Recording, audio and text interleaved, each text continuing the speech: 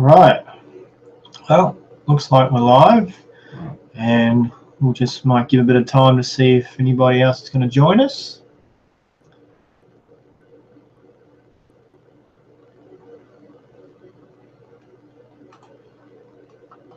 So tonight we were going to talk about connection, and sort of actually building a connection with your horse, and also wanted to talk about getting in time with your horse's feet. I've been doing a few lessons this week, and I think one of the things I've really found has been that really being in time with the horse's feet makes a huge difference. And when you're not in time with your horse's feet, well, it's quite obvious. The horses get quite upset and get very braced and quite anxious. So being in time is obviously really important. So we're going to talk about that a bit. So we'll just maybe give people a few more minutes, and then we might get started.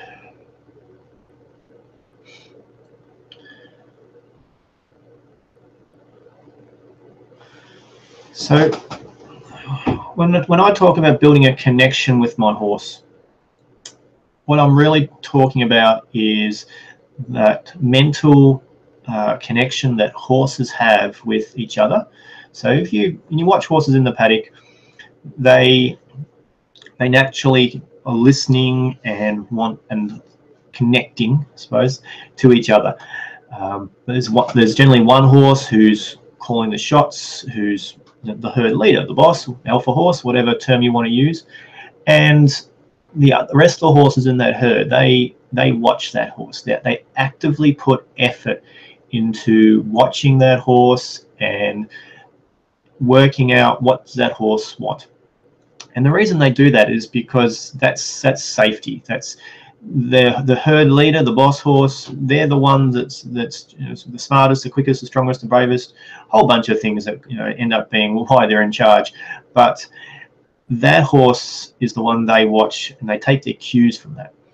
And you just got to watch your horses at home at dinner time, and you put the feed out, and there's a pecking order. Number one horse eats first, and all the other horses that they get moved around into a different spot. So when boss horse, you see them moving the other horses around, they're doing that quite intentionally. They're working on that connection. They're working on proving that I am number one, and you do need to listen to me, and you need to move, and you need to move when I say. And that's something that's really important, because when boss horse goes, hey, lions and tigers, we better leave, he expects everyone to just to move, to go, to leave with them immediately. And if they don't, then that's when people get eaten. So it's for the herd's safety that there's no conflict. There's no, oh, yes, no, maybe it could be. So if that horse says go, we go.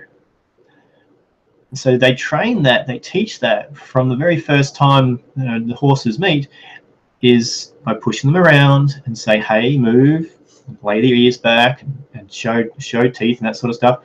And there's a consequence. There's a very immediate consequence to if they don't move. There's a bite. There's a kick, and so there's an absolute promise. I said move, and you need to move. And if you don't, well, you're going to be beaten. Promise. So what we watch it, we may sort of see that or interpret that as being a bit maybe being bossy or even being aggressive. But in the horse's world, that's just perfectly normal. That's normal horse interaction. Is I said move, you didn't move, you get bitten, you get kicked. The horse doing the biting, kicking, understands that, and the horse that gets bitten and kicked understands that. And you'll watch them, and they'll actively stand there and sometimes wait and see what actually happens. They saw that mare go move. They've seen that mare kick everybody else, and for some reason the horse just waited, and they waited for the bite or the kick. because they're testing. They're going, well, let's just see if she means it. Let's just see if she's going to follow through on that this time. And 9 times out of 10 she does. And so they go, oh, okay, I better move, because they got bitten or they got kicked.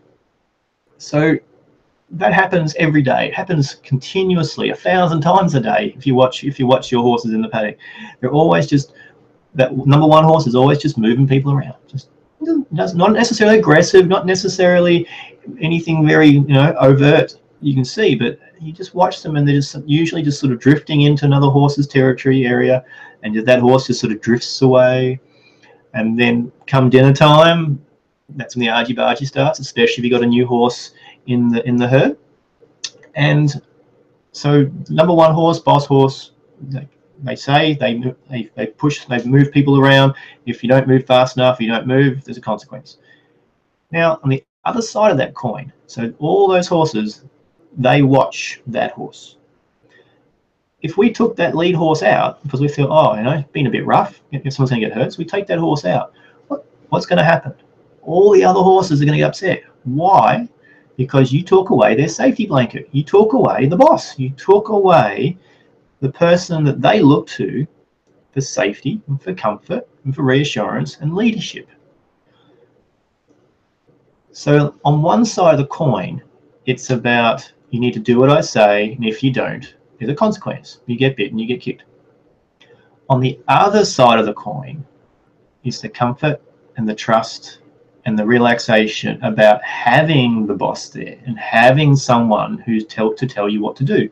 Because that's what horses really crave, I believe, is they really, really want someone to tell them what to do. They want someone to be in charge, so they don't have to be in charge, so they can just relax and eat grass.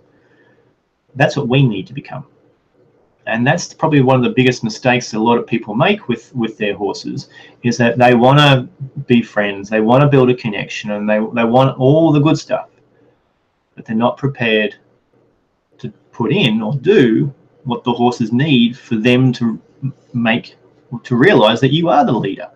And there's that 2 sides of the coin. There's this side, I said, hey, you need to move, you need to go, and if you don't, there's a consequence. So there's a spank, there's a touch, there's something. You ask, you tell, and then you promise. You will move. You will do whatever it is I needed you to do. But on the other side of that coin then is the horse now trusts you and believes you. So when you start saying, hey, it's okay, relax, take a breath, that works as well. Because if they believe you and trust you about how you move, they also believe you when you say, chill, it's okay. But conversely, if they don't believe you about, if I say go, you go, if they've still got in their mind that there's, maybe you don't mean it, maybe they can ignore you, maybe we can have a fight about this or a discussion, it's not just, yes, boss, then that's why the other side doesn't work. And particularly when people are working with young horses, that can be really difficult, because it's very easy to go over that line of just needing to get it done, and you become accidentally too aggressive, too fast, too strong, too something, and then the horse does get worried because now you've got too much energy. And other horses and other people, they won't use enough, and so it becomes a judgment call, and you have to balance it on the horse itself. And that's the hard part about horses, is that you can have a whole bunch of ideas and suggestions and techniques, but you have to take all that and mix it to the horse in front of you. You have to mix it to that horse, how it is on the day, and you have to keep making decisions about how fast, how strong, when to back off, when not to back off, when to change the technique. Maybe everything's right, but your horse just needs a bit longer before he gets it. So maybe you're finishing too soon. Maybe you're quitting too soon. Maybe you're choosing the wrong technique. Maybe you're going too fast with that horse. Maybe you're being too strong. Maybe being too soft. Maybe your position is wrong. Maybe where you are, your hand, your leg, your body is blocking the horse from the ground or from the saddle. So there's so many variables of why things may or may not work. And that's what having a good coach or good trainer is about, is to be able to, who's had the experience and who's made the mistakes and can look at what you're doing and look at your horse and go, yeah, your technique's right, you're just being too fast, or you're being too soft. You're the third person. I can sit there and watch and go, you're doing everything right, your horse is just ignoring you. You need to up the ante a little. Say, hey, you asked that horse, you did everything right, you just insist. Poof. Smile. There's no aggression here. It's like, that horse made a decision, it ignored you, here's the consequence. Poof. It gets bitten, it gets kicked. So that's one of the, and then maybe exact opposite. Maybe you'll watch you and go, yeah, you're doing everything right, you're just being too fast. You know, not intentionally being too rough, but you're just being a little bit too fast for that horse. And so we just need to slow you down a little bit, and just, you're doing everything else right, but just slow you down a little bit. So one of the good ways I found is if you can, videotape yourself. If you just get your iPhone or just get your video camera, and if you can, just videotape yourself and just play it back and just watch yourself and watch what the horse is doing and watch what you're doing, and usually people can really pick up a lot of good stuff from that. Now, so one of the other things I was going to talk about tonight was footfalls, or the timing related to, sorry guys, okay, the timing related to where the horse's feet are.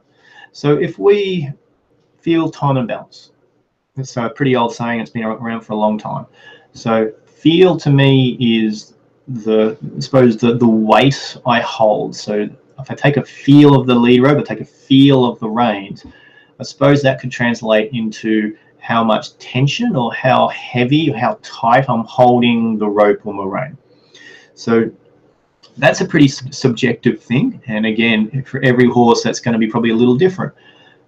When it comes to reins, I'd say to people, I want to be short on the rein without being tight. And by that I mean, I want my reins to be short enough that there's really probably no slack in the rein. And what my goal is to be able to have that same connection that I have with my horse being that short, and one day on a really long rein. So you've got a big loop in there. That'd be my goal.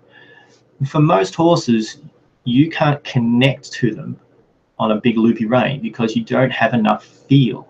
The horse isn't good enough, it hasn't enough training, maybe you're not good enough, but whatever it is, the horse doesn't connect to you, can't understand you. The reins are there for a reason, to help with communication.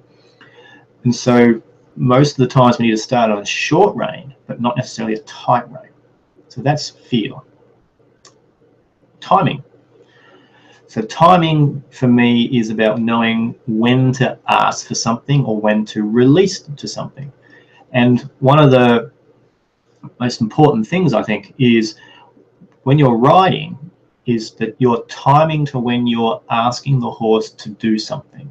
So go, stop, turn, move a foot. It really all boils down to, when are you asking that with timing? Because horses have obviously 4 feet. The horse can't move a foot or can't change that foot if there's weight on it. So it's just like you. If you're walking and your left foot is on the ground, and I say, now bring your left foot to the left, for you to bring that left foot to the left, you're going to have to wait till your other foot is on the ground and you can lift your left foot.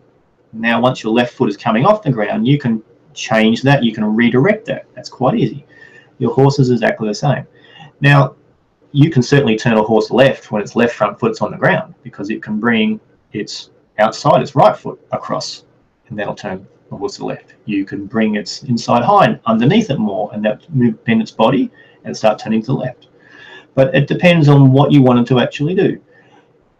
So part of the idea of understanding where the foot falls and understanding where your horse's feet are is knowing how to feel for where the feet are. If you can feel and understand where each foot is as it moves, then you've got a really good chance of knowing, well, when should I ask that horse to turn? When should I ask that horse to canter or to do something else, because you can, once you know where the feet are, then your timing is, okay, I'm going to ask now, wait for the foot to go down and wait for it to come up, and I'll ask again now. So half the battle is learning how to feel that. And there's lots of different ways out there. But let's talk about the walk. It's a 4-beat. So 1, 2, 3, 4. 1, 2, 3, 4. Left hind, left front, right hind, right front. 1, 2, 3, 4. As your horse walks, if you look from behind, the belly of the horse swings from side to side. If you then train your eye to look, well, as the horse's belly swings to the left, its left front foot is in motion. And that's the mechanical way the horse's body works. As its tummy swings to the left, its left front foot is coming forward. And then its belly swings to the right, its right front foot is going forward. So let's just worry about the 2 front feet for the minute. When I'm on my horse's back and we're walking, my body is feeling its belly, its tummy swinging from side to side, left and right. So there's a 4-beat, 1, 2, 3, 4, 1, 2, 3, 4, but there's a 2-beat to the horse's belly going side to side. And you can tomorrow, if you can do this, and this will take you all of 5 minutes if you get the idea in your head. When you're sitting on the horse's back and you're walking, start to feel the horse's back, horse's belly going from side to side. There's a swing. So when I ride at the walk, I'm not going backwards and forwards. My hips are going side to side. And my lower leg, because it's wrapped around the whole belly of the horse, it's going side to side. So for me, my lower leg tells me where the horse's tummy is going, which connects to their front feet. So when your horse's belly swings to the left, you'll feel it pushing against your left lower leg, your left calf. That is when the horse's left front foot is stepping forward, that exact moment. And when it swings to the right, their right front foot is coming forward. So as you're walking along, all you've got to start to feel is the pressure against your lower leg from the belly. The belly swings left, left front. Belly swings right, right front. Left front, right front. Left front, right front. Obviously, there's 2 feet at the back doing something as well. But for the minute, we're just going to worry about the 2 front feet. So you're walking, and particularly on straight lines, a bit easier for everybody. You're walking, you start to just train yourself to feel swing of the belly. Not through the hips, not your pelvis, the horse's belly swinging left and right, left and right. And then you start to make sure that you can feel that against your leg. So it's the horse's belly swings to the left, you feel against your left leg. Belly swings to the right, feel against the right leg. Now, if you want to just simply look down and watch the shoulder, and as you feel the pressure against your left leg, you'll see the left front foot is going forward. That is the absolute time that you want to ask that horse to take a step to the left. And all you have to do is just put a tiny pulse, and I mean that. So when I tell people, I show people sometimes, this is how soft I want you to ask your pressure. If I literally just push my 2 fingers together, that would be about the amount of pressure that I want to start pulsing with my horses on the rein. It may not work, but that's where I want to start. So you can see, hopefully, just my fingers starting to push together. So I probably might just crack eggs of that. Probably not, I reckon. It's pretty soft.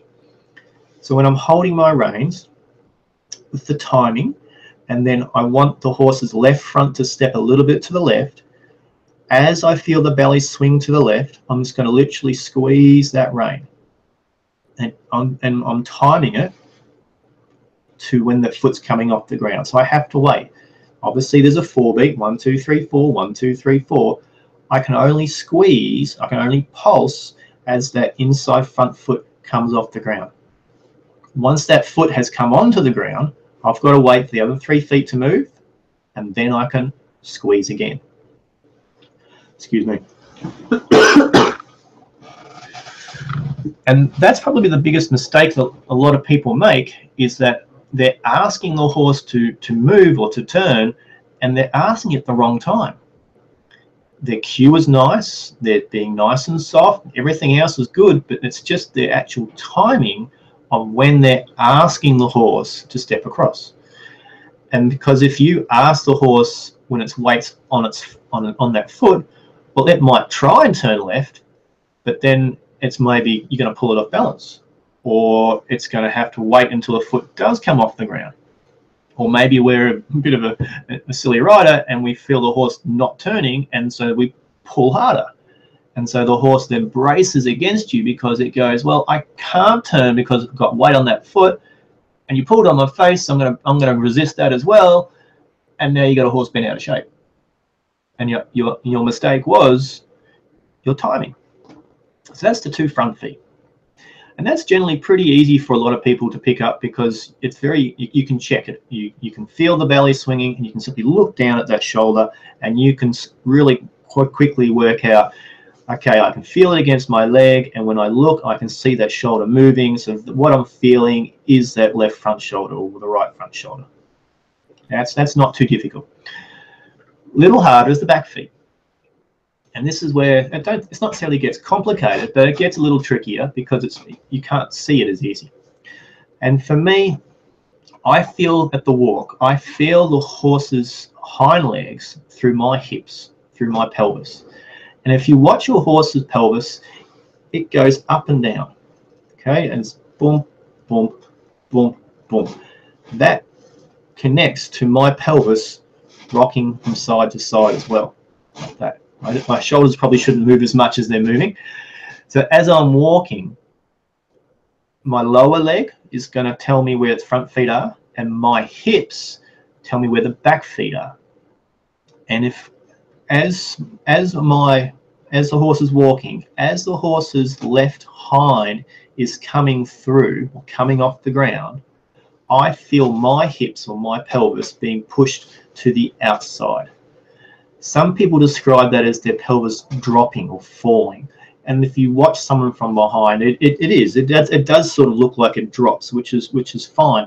But I prefer the analogy of it swinging, because as my hips swing out or my inside gets pushed to the outside, it's very easy for me to imagine that my inside leg comes on, it pulses.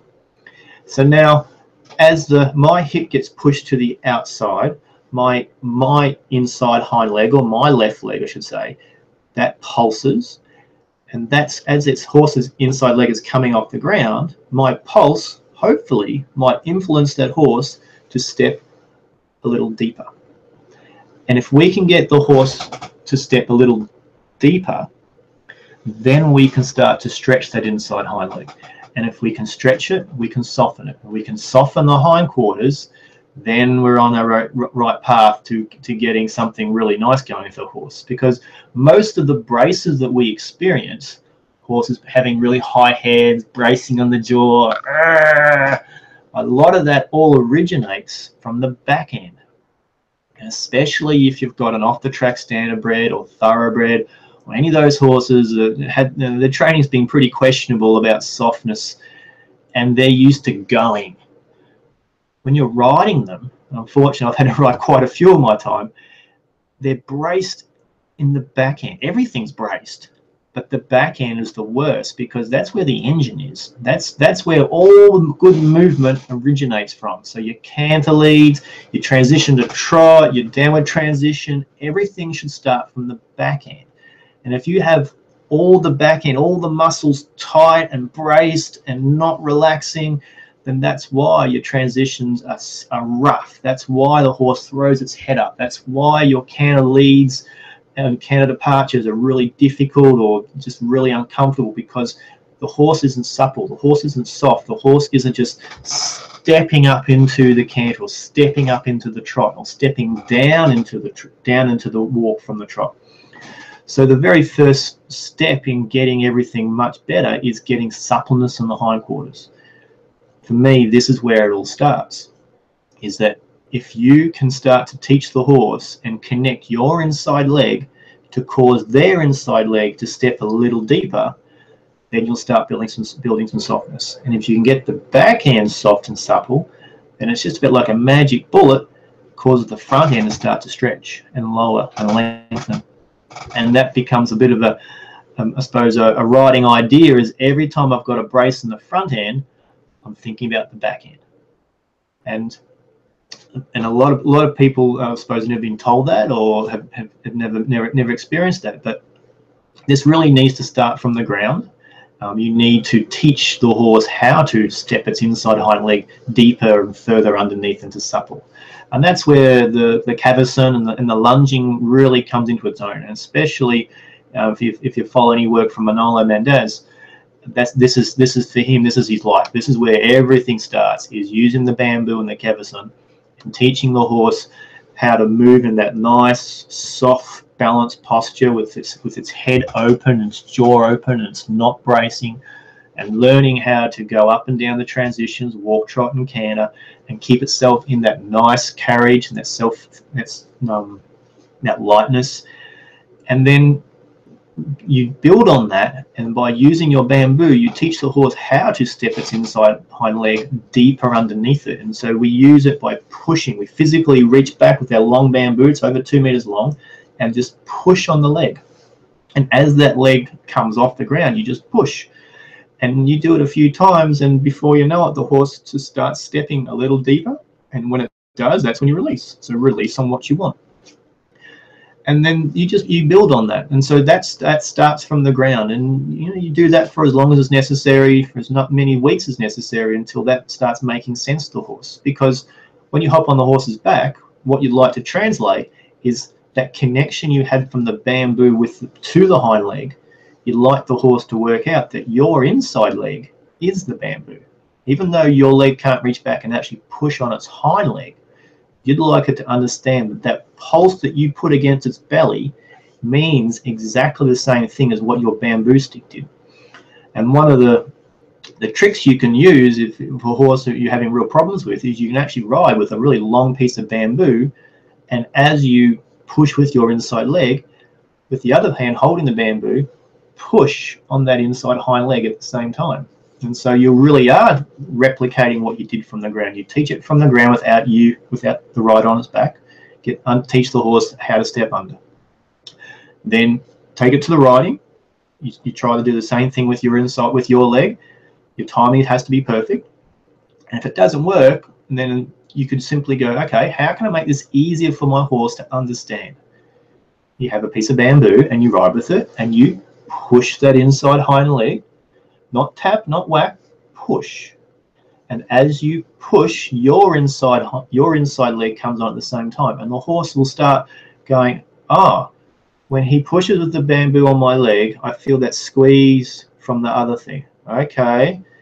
You do that a few times and he starts putting one and one together and getting two. If he gets a little confused, you go slower. Maybe you need to hop off and go back and teach it from the ground again. But very quickly, most of them work it out. Okay, that bamboo is the same as the squeeze against my belly. You stop using the bamboo so much and you just start using the leg. And it really works if your timing is correct. If you ask as the inside hind leg comes off the ground.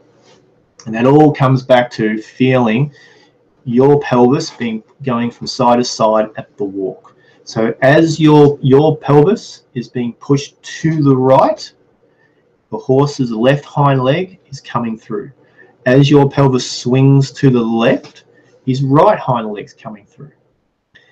And you can sort of check that out for your own time. You can put just your hand back on that horse's hip, right back as far as you can reach, and you can feel it. So you can feel that leg coming through as your hips swing left and right.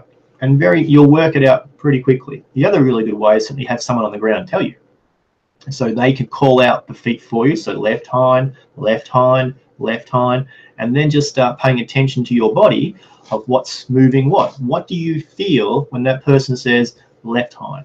So maybe for you, it's something else you feel for your horse. For me, I feel my pelvis being swinging to the left and to the right. But maybe you feel something different. It doesn't really matter if you feel something different to me. What matters is that what you feel is right. If you just feel some funny wiggle through your bump, as long as every single time you know that feeling is the left hind coming through, you're fine. and then you've got that other wiggle is the right hind coming through. And as long as then your brain can go, okay, there's the left one, so left, right, right. So that's what it's really all about. And then once you get good at feeling those two back feet, well, then you start putting it all together. So my lower leg is feeling for the front feet, and my hips are feeling for the back feet. So I get in time. I might get in time with the back feet to cause my horse to step a little deeper. So as my pelvis swings to the right, that's his left hind coming through. So I might pulse, that causes my horse to step a little deeper. He starts arcing round to the left. Now I'm getting time with his inside front foot, so I'm feeling for the swing of the belly. So as his belly swings to the left, his left front's going forward. So as that happens, then I'm going to cue him with a little pulse with my left rein to ask that left front foot to step a little further to the left. And so now, because I've got in time with our horse's feet, they relax. They go, hey, this person knows what they're doing. They're asking me to do things that I find really easy, because every time they ask, that foot is just coming off the ground, and yep, I can do that. And that makes them feel good because it's easy. You're asking them to do things, you're causing influence without interference. And if you've seen my picture lately I have up on Facebook, that's I suppose we'll call it my new quote, which I got from Tanya Mitten. Influence without interference. And it means just that. Can we influence our horse without interfering with our horse? And to truly say we don't interfere is a big ask. And we interfere all the time, don't we? The way we ride, our balance, how we use our hands, when we use our hands, how we use our hands, how we breathe, how we sit, everything when you're on the horse's back could potentially interfere with the horse.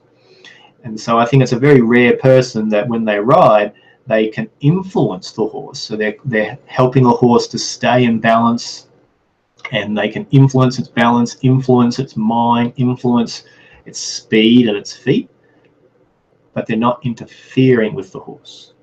And so to me, I suppose interfering would be you've caused the horse to brace, even if it's just a little bit, but you've caused them to brace because your balance wasn't perfect, or your timing wasn't perfect, or whatever it is you're doing is not perfect. None of us are perfect. So it's a lifetime's training on our part to become perfect, to be able to influence without interfere. But I think it's a really good goal to be shooting for. And and for me, when I get the opportunity to watch Manolo ride his horses, I believe I'm watching one of the few people I've ever seen that can truly influence a horse without interfering with it. And for me, the proof is I had a lesson with him on just on Friday, and today's Saturday, so obviously yesterday, and we've been going pretty regularly for a while, and so I was riding, and he was coaching me, and telling me things I should change and do better, and he asked me to canter my horse, and it was ugly. She threw her legs out a couple of times, and she bucked and threw the legs out, and I'm like, what am I doing? What am I doing wrong, Manolo? I don't think I'm gripping. I think I'm asking softly. What am I doing wrong? He said, let me have a ride. So he hopped on, and I videotaped it, and from the first second his bum hit the saddle, the horse changed. She was calmer. She was more relaxed. She was obviously happier. And just watching him ride, he wasn't doing anything special. He wasn't using any special riding techniques or patterns. He was still riding exactly the same pattern he'd been telling me to do the last half hour. It's just he was obviously influencing her without interfering with her, because she stopped doing all the rot she was doing with me. And unfortunately, it just comes back to show it's not the horse, it's the rider, it's the monkey on top, which is me. And so I've sort of watched that tape now a couple of times and really sort of looked at what he was doing, and I've found a few things there which he was doing obviously differently to me. When I think it was partly to do with hand position, but he said, you need to release sooner, Dave. You need to give that rein sooner. You hold a bit too long. You're giving away your outside rein too much. You're not keeping the contact, and you're using your inside rein still too much. And when I go back and look at myself, he's right. I'm not pulling on my inside rein and throwing the outside rein away. I'm not that bad anymore. But when I'm watching and I really watch my reins, he's absolutely right. I do that. And for her, she's very, very sensitive, and so quite obviously that's enough to upset her. So yes, influence without interference, lifetime's goal. So that's us for tonight, guys. I hope you've enjoyed it. We're going to keep trying to do this each Saturday night at 7:30. I'd really love if you could wanted to send in some questions that I could answer. Either if you just email them to me through the week or on Messenger, or lots of ways you can get hold of me. But send in some questions you might have that I can talk about on here on the live show, and maybe we can help you out. And so otherwise, hopefully we'll catch you all again next week. Thanks a lot.